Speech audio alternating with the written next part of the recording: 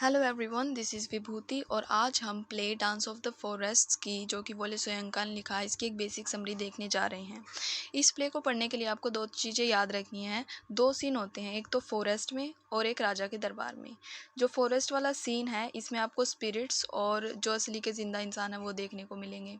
अब इसमें ही जो 4-5 ज़िंदा इंसान हैं यही होते हैं, इनके पुनर्जन्म में ये एक राजा के दरबार में होते हैं। तो दूसरा सीन आपको राजा के दरबार में देखने को मिलेगा।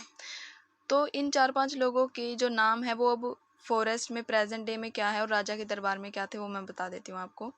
राजा के दरबार में एक राजा होता है, उसकी पत्नी होती है, एक सोल्जर होता है, सोल्जर की वाइफ होती है, एक हिस्टोरियन होता है, एक भविष्य बताने वाला होता है और एक पोइट होता है।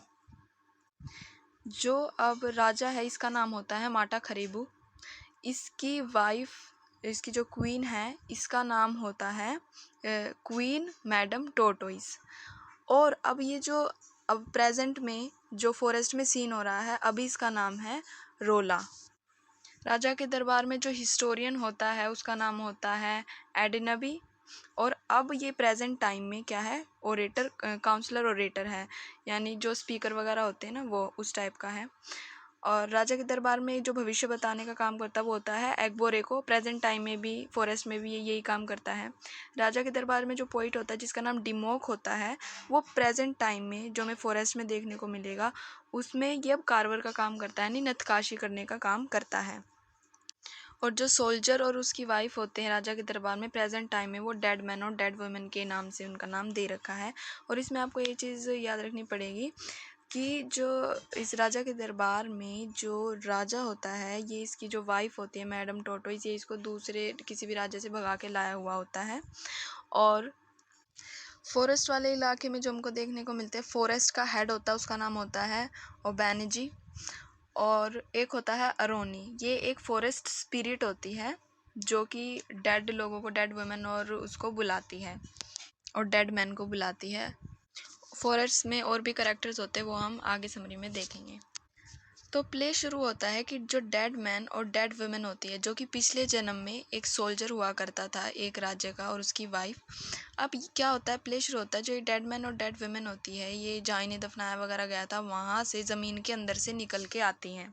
तो ये असली ज़िंदगी में तो हमने ऐसा देखा नहीं कभी। तो ये एक आप देख सकते हैं किस तरह की एक मैजिकल टेल की तरह आपको लग रहा होगा कि ज़मीन से एक डेड मैन और डेड वुमेन निकल के आ रहे हैं।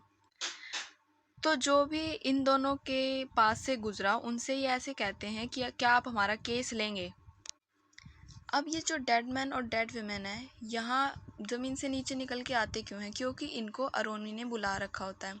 अरोनी वैसे तो पूर्वजों को बुलाता है, क्योंकि पूर्वज वगैरह को नहीं बुला पाता है फिर वो आ नहीं पाते, इसलिए वो डेड वुमेन और डेड मैन को बुलाता है फॉरेस्ट की हेड की परमिशन से। फॉरेस्ट का हेड कौन था, ओबेनजी।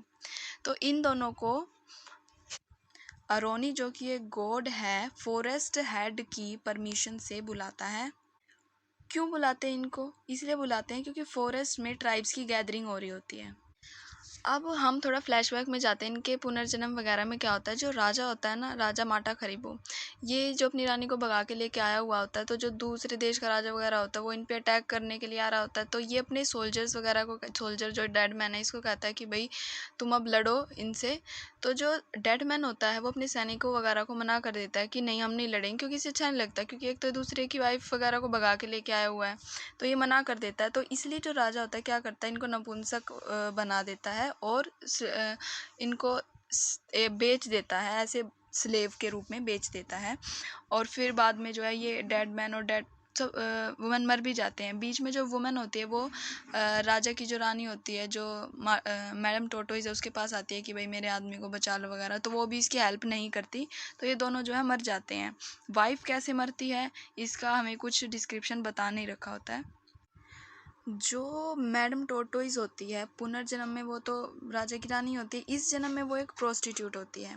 और जैसे कि मैंने आपको पहले भी बताया, जो एडनबी होता है वो पहले के ज़माने में हिस्टोरियन होता है, ठीक है। आज के टाइम में वो एक ओरेटर काउंसलर है। एग्बोरी को जो है वो भविष्य बताने वाला होता है और इस समय भी वो सेम यही काम करता है। जो डिमोक होता है वो एक पोइट होता है पहले के जन्म में और अब वो एक कारवर होता है। अब इस डिमोक ने कारवर होता है तो इसका एक शिष्य भी होता है, इसके शिष्य का नाम होता है एनिमोल। तो जो एनिमोल होता है, ओनेमोल होता है, ये भी कार्बर का ही काम कर रहा होता है। ये टोटेमन वगैरह पर यानी जो पेड़ होता है ना, उसको जड़ से नहीं उखाड़ते, उसी पर नक्काशी वगैरह करते हैं। तो इससे भी डिमोक से भी ज़्यादा अच्छी बनाने लग गया था ओरेमोल कार्विंग। तो इसने क्या किया, ओरेमोल को मार दिया था। और जो फॉरेस्ट में ये गैदरिंग ऑफ ट्राइब हो रही होती है, इसमें जो रोनी होता है, इन 4 इंसान रोला, एडनेबी, एक्बोरिको सॉरी जो डिमोक होता है, इनको इसीलिए बुलाता है ताकि ये अपने पिछले जन्म का पश्चाताप वगैरह कर सके, कुछ नॉलेज गेन कर सके। अब जो फॉरेस्ट होता है वो बेनिजी, क्योंकि डेड मैन और डेड वुमेन को इन्होंने इनवाइट किया होता है, तो उसके लिए डांस रखवाया होता है। तो इस डांस में ये इन सबको भी इनवाइट करता है, जो जिंदा लोग हैं ये 4। तो अब यहाँ पर क्या हो रहा होता है, इसमें फॉरेस्ट में इशरो एक स्पिरिट होती है। अब वो यहाँ पर आती है, वो बदला लेना चाहता है डिमोक से। क्यों? क्योंकि उसने ओरेमोल को मारा था, और जो भी वहाँ पर प्रोसीडिंग्स वगैरह हो रही होती है फॉरेस्ट में, वो उन सबको आकर इंटरप्ट कर देता है और क्लेम करता है कि जो डिमोक होता है, इसने ओरेमोल को मारा हुआ होता है। ओरेमोल को मार दिया क्योंकि वो उससे भी अच्छी ज़्यादा नक्काशी करता था। और कैसे मारा? जब वो पेड़ पर जो भी नक्काशी कर रहे थे, वहाँ से उसने उसको नीचे गिर दिया। वो एक अरेबा ट्री पर कार्विंग वगैरह कर रहे थे। अब एक ओगन नाम का गॉड होता है, जो कि कार्वर्स के लिए ही मतलब स्टैंड करता है। कार्वर्स के जो भी नक्काशी करते हैं उनके पक्ष में होता है। तो वो इशरो को कहता है कि मतलब स्टैंड लेता है कि इसने वही नहीं मारा है, जो भी स्टैंड लेता है, मतलब एक तरीके से डिमोक के लिए उसे बचा लेता है। और फिर हमें पता चलता है कि 60-70 पीपल जो होते हैं वो आग लगने की वजह से मर जाते हैं। और हमें ये भी पता चलता है कि जो डिमोक होता है वो अरेबा के ट्री पर कार्विंग वगैरह करता है। अब देखिए, जो एडनेबी होता है, जो हिस्टोरियन होता है कोर्ट में और अब काउंसलर होता है, इसने कैसी मदद नहीं करी थी डेड मैन की, सोल्जर की। देखिए, जब उसको नपुंसक बनाया जा रहा था, जब उसे एज ए सोल्जर बेचा जा रहा था, तो उन्होंने उसकी कोई हेल्प नहीं करी। और इसमें हम देखते हैं इशरो बदला लेने के लिए ओरेमोल का, कि उसने डिमोक ने मारा था। डिमोक को एक पेड़ के ऊपर मतलब जहाँ पे नक्काशी करता है वहाँ उसे बुला और नीचे से आग लगा लेता है। तो डिमोक होता है वो पेड़ से कूद जाता है और उसका जो फादर होता है वो उसे बचा लेता है और वो वहाँ से चले जाते हैं।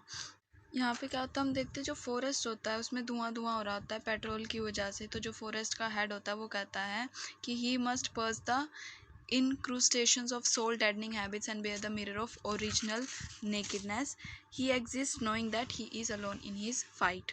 तो जो फॉरेस्ट हेड है वो ये कहना चाहता है कि जो आत्मघातक, जो जानलेवा आते हैं, उनको उसे भेदना चाहिए, उनको ढूंढना चाहिए, उसे ख़त्म करना चाहिए। और जो भी ख़राब करने वाली आदतें हैं उसे उजागर करना चाहिए।